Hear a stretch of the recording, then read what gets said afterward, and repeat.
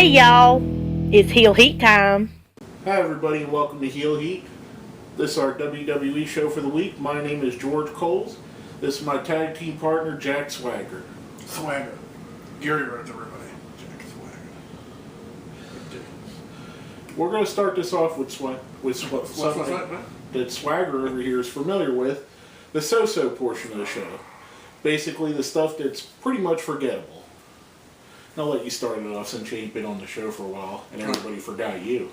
Yeah, I exist. The Fandango Goldust match, that was pretty so-so. Well, the only thing to note from it is the fact that Goldust got his eye busted open, legit. Looked like he was pissed off about it too. Oh yeah, the way he acted afterwards was his attitude was showing. Yeah, and the funny thing is, I think Fandango a year ago was one of the hottest commodities in the business. Now he's dropped to nothing basically. No, he beat Jericho at WrestleMania this time last year. Now he's losing to people. Anyway, also on the so-so portion, our Hall of Fame entry for this week, Clubberline himself, T.A. Caracas, Mr. T. Pain. It wasn't like the greatest thing. You know, I mean, he had a good part in WrestleMania. I mean, he helped sell WrestleMania. Exactly. He deserves to be there.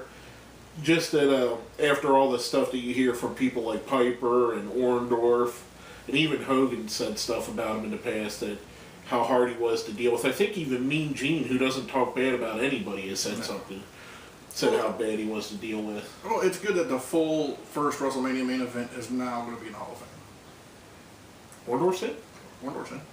Huh, I forgot about that. Snuka wasn't in the match, but he was part of the match. He was in it since like '96, and Hogan and Piper and the rest. Yeah, it's funny. They're reopening that case with Snuka. Mm-hmm. If they find out he killed his girlfriend, are they going to pull him out of the Hall of Fame? Benoit style? Benoit style.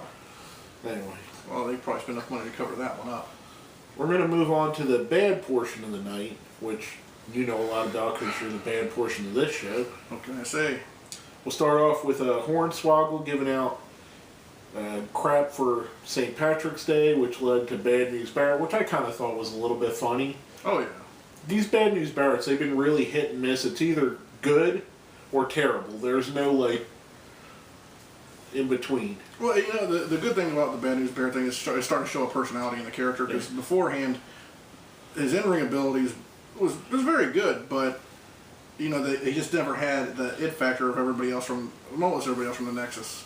And then that led into Sheamus versus Titus O'Neil and the St. Patty's Day Street Fight or whatever the hell they called it. It was terrible. Two Irishmen going at it. Yeah, and then with Christian jumping him at the end and all that good stuff. Sheamus picks up the win. Of course. You guys have seen my opinion. Gary, I think, agrees that the Sheamus and Christian feud is terrible. Yeah, Christian could do better. Sheamus has done better in the past, but I think like you said, Sheamus has degressed. I think Sheamus is stuck in a character that doesn't fit him well, and Christian, I think between the age and the injuries, and maybe the passion's gone away, but since this last run, since he's been back, he's not the Christian he used to be. No, not at all. Which brings us to someone else coming back. We got Naomi and the Funkadactyls versus AJ Lee and Tamina. They do the rip-off of the Impact from Thursday night, where AJ and Tamina split at the end, kind of rough it up with each other, a la Lady Tapa and Gail Kim, just a couple days ago. Before that, you guys know how I feel about these Diva matches. They could be doing a lot better with them, but we're continually giving crap like this, where they just stick them into a tag match or an 8-man, or there's no real feuds, there's no real build-up, there's no real it's like segment. With the NXT women's or Divas or whatever title matches, they're so much better, I think, than... Well, it's because they give them time. Exactly. They give them a feud. They give them more than... I mean, what did this get? 3 minutes? Too much time. Well, I mean... I know, but yeah, they don't give a lot of time, so the preparation, everything like that into the match just really sucks. You could put Randy Savage and Chris Jericho in the ring and say, here's 3 minutes. I guarantee you they won't give you a good match. There's not enough time to do anything. You can't even build a story.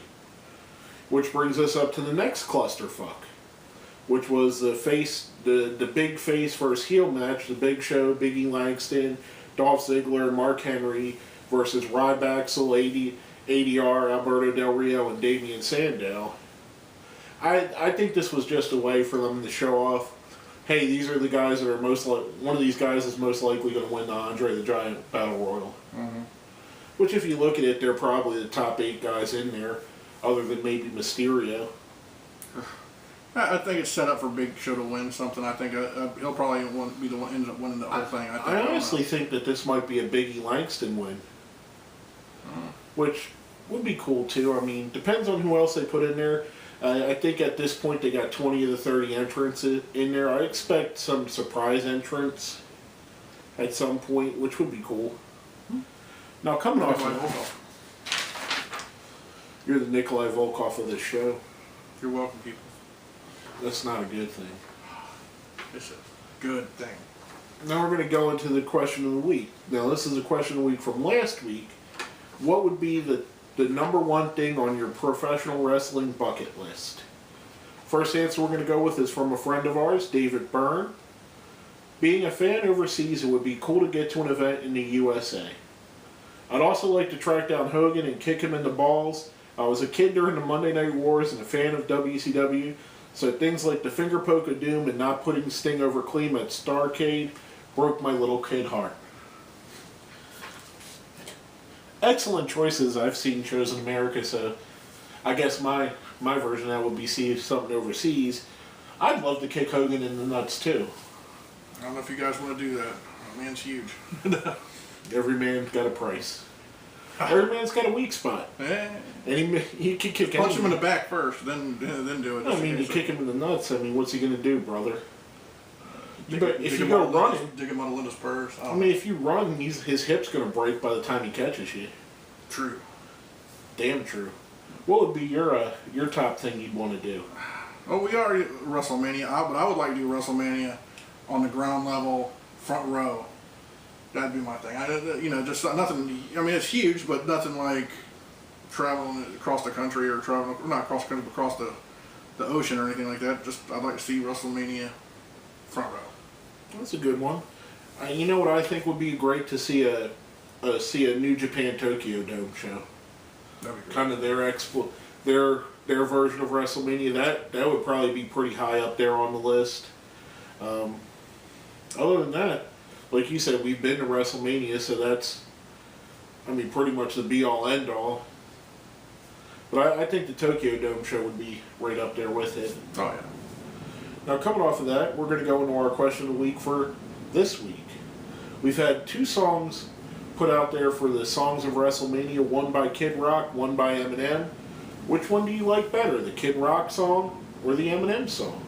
Let us know what you think. Hit us up on our Facebook. Hit us up on Twitter. Put it down where? Down there. Down in the comments. Check it out. Wow, you remembered your spot. It's like Billy Gunn. We don't let you talk much, but I'm a professional. I'm a professional. What can I say? When we do let you talk, you get the 2 words out good.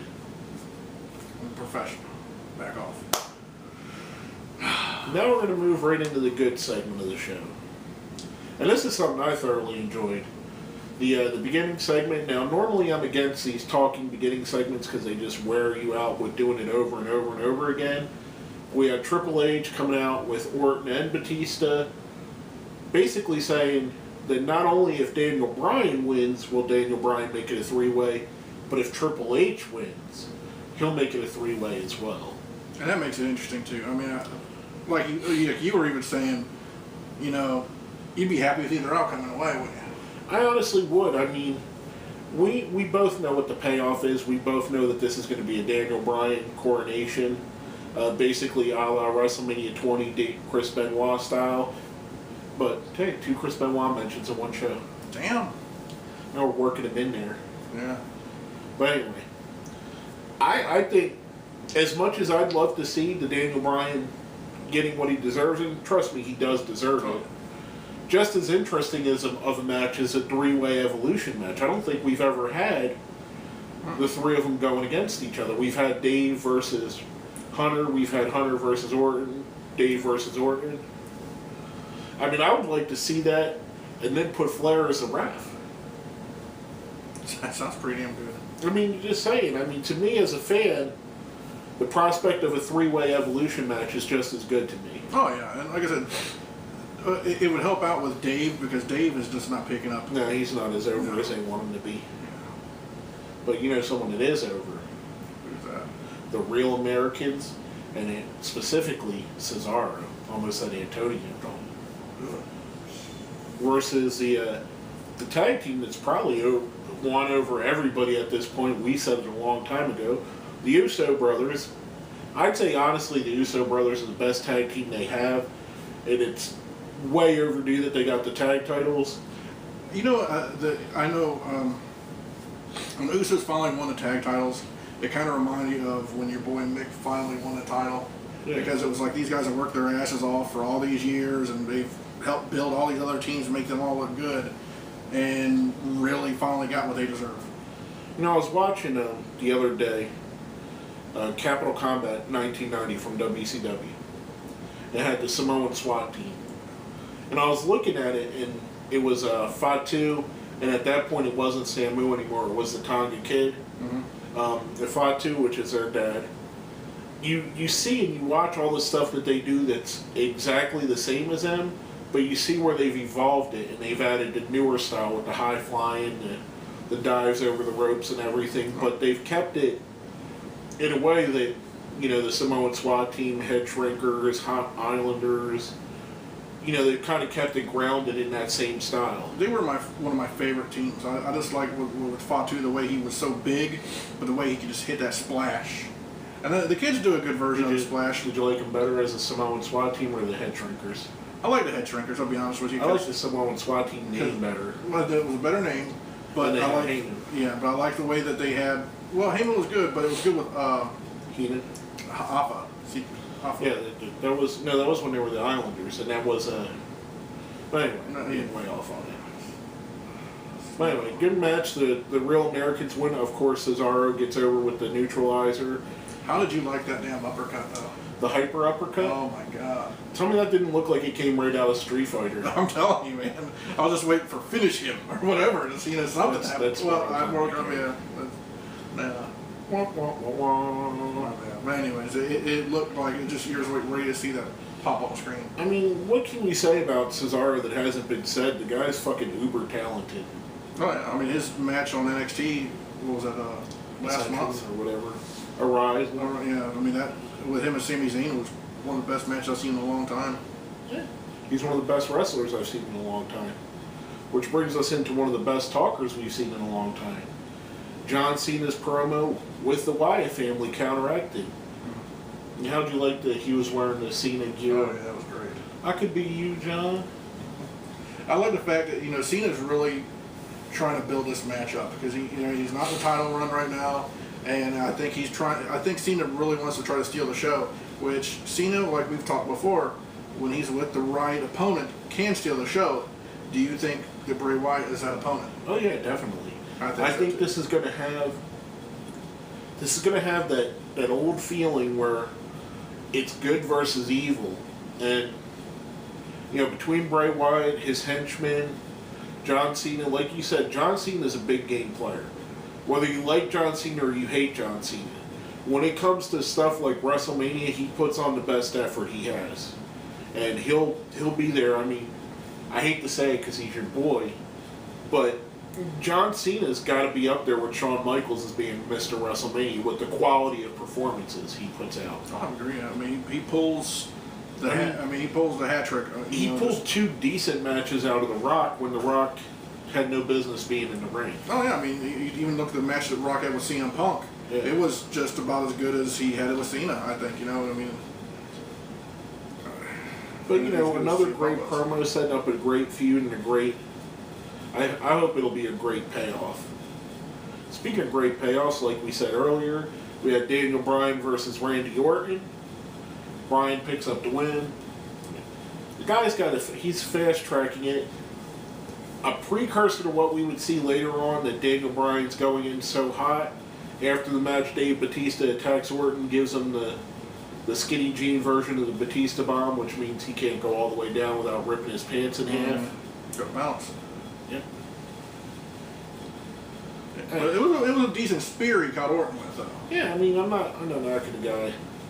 I mean, I'm not a Batista hater. No. He's fallen flat this run, and it really has. I think the problem with Batista is they brought him in expecting him to get a better reaction, not realizing that the fans are fully behind Daniel Bryan. Oh yeah, and by the time they already projected him to win it and everything, the Royal Rumble and everything like that, and then not having Bryan in the Rumble just really pissed everybody off. Yep, and that turned everybody against him, whether it's his fault or not. Well, it's just like when Mysterio came out at number 30. I mean, they beat the hell out of him. But anyways, back to... Now, someone that gets boozed rather easily. One of the great talkers in the history of wrestling, Paul Heyman, comes out, and he comes out and legitimately puts that inch of doubt in your mind that The Undertaker's going to win at WrestleMania. I mean, he shows he's got the best argument anybody's ever had. The last few WrestleManias, it's getting harder and harder for The Undertaker to win. Now, we know it's kayfabe, but if you look at it, he's right. Each one's become progressively harder.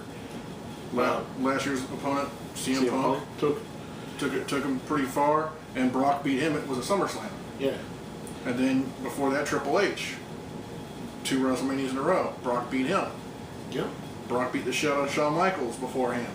You know, so it's kind of almost like, damn, I mean, you see these names that The Undertaker's beaten, but then you see Brock's beating them already or beating the hell out of them. Yeah, exactly. You know. And you know, like I said, he put the inch of doubt in there. I don't think Taker's losing. I know you don't think he is either. But Paul Heyman does what Paul Heyman does best, and he sells ketchup to a person in an all-white costume. Mm-hmm. I mean, the guy can make chicken salad out of chicken shit. Which brings us to our next segment, which could have been chicken shit, but ended up being chicken salad. Where Corporate King, which seems to be the name they're actually going with for him, calling out Jerry the King Lawler because he hasn't had a dental appointment in years. Jerry, we go way back. Anyway, while he's checking his incisors, he brings out the Shield. Shield are to attack and destroy the King like they've attacked and destroyed everybody and everything, and turn it on Kane. Babyface turn. I think in a way that it's been needed for a while for these guys to change up their, to see how the fans will react to them in a good manner. Do you think you like this better than them potentially splitting the Shield? Oh, I think this is just to hold them together a little bit longer until after Mania. That's my opinion. No, I'd like to see a little face run with the Shield. Maybe going up against Kane, whoever he brings up. Like I said to you, this would be the perfect opportunity to bring up the Ascension from NXT and have them face off against the Shield. Maybe even beat the Shield and go on to bigger things. Speaking of bigger things, we had Kofi Kingston going up against Bray Wyatt.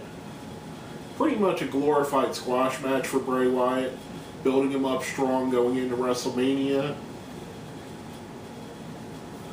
It is what it is. I wish they would do more with Kofi, but they really don't. There's about 6-7 guys on the roster that they could use for better, but they really have no interest in doing it. And he does what he does. He puts Wyatt over, makes Wyatt look like a monster. And yeah, I mean, I like the fact that Kofi's trying to hit Wyatt, and Wyatt's not even like he's phased by it. Yeah. Walks right into like the the stomach punches and stuff like that, like the old school beasts would. Like we're earlier we're talking about Bray Wyatt. I see big things in this guy's future. I see him. Oh, and his big belly. I mean, I like the way you think that he's not going to hold a belt, but He doesn't need a belt ever. Did Jake the Snake Roberts ever need the belt? Did Kane ever really need the belt? Does Undertaker need the belt? I mean, there's some characters that their presence is actually bigger than the title. I'll give you that. Just saying. Speaking of the title, we had the ending segment. Triple H calling out Daniel Bryan wants to talk to a man-to-man. Okay. Yes, sir. Oh my goodness. He talks to little Daniel. Stuck next to Al Pacino over here. Anyways, I like the fact that you're all like, oh, he's finally just admitting that Bryant deserves this spot. And then what happens? I'm gonna destroy you. Oh my God, he's still going. Then you had What the hell? Triple H goes out. It looks like him and Stephanie are having a fight. They send police officers to the ring to handcuff Daniel Bryan for what he did with the Occupy Raw. We find out it's a ruse. These aren't even real police officers. These guys ain't even cops. They're not cops. Oh my God, he's gonna keep going. Thank you. Then we get to see the Triple H that we all know and love. My favorite version of Triple H, the ruthless destroyer heel that. Brian's got some black and blue marks on him today. Oh yeah, but he beat him down. The thing of it is, it's a precursor. You destroy the man, so his win at WrestleMania looks even better. Oh yeah. Brian's nothing but money. He's a money-making machine right now. Exactly. I believe that once the fans get more behind it, by buying the product, his Well, products. if you look, they just put out a report that he's like the number 2 seller in the company now behind Cena. But I think a lot of the problem is that before his t-shirts were terrible. Now they're just basically simply saying yes or. Mm-hmm. But I tell you what, Triple H looked like he was in really damn good shape for getting ready for WrestleMania. He is the game. Do you think he was in better shape than he was for the Brock match last year? Yeah, probably. I think so. I think he's been, because he had almost a whole year off for this match. Right. And I just honestly think when Triple H is in the ring, it's got that big match effect to it now. Kind of like when the Taker shows up. Exactly. He don't put his boots on for nobody, and I like that. Or, just for not anybody. Well, going from that, we're going to go into our ratings for the week. Now, if you've seen the show before, we have a 1 to 5 scale. 1 being the worst, 5 being the best. 1 is a Great Khali, 2 is a Santino Marella, 3 is a Damian Sandow, 4 is a Cesaro, 5 is a Daniel Bryan. I'm going to give the show a 4 at Cesaro. What do you think, Gary? What would you give it? I'm going to give it a definite 4. It was a solid show. Yeah. Even the down points, what the thing is, I watched it like 30 minutes afterwards, so if there was something bad, I didn't fast forward the commercial. It was, that Ryback's old match there, I couldn't get into it, man. Yeah. That was a piss break match. This could have been the go-home show for WrestleMania done very well. Anyway, basically that's all I have to say about this. Anything you wanted to add? That's it for me. My name is George Coles. I'm Gary Rhodes. And this has been another episode of Heel Heat.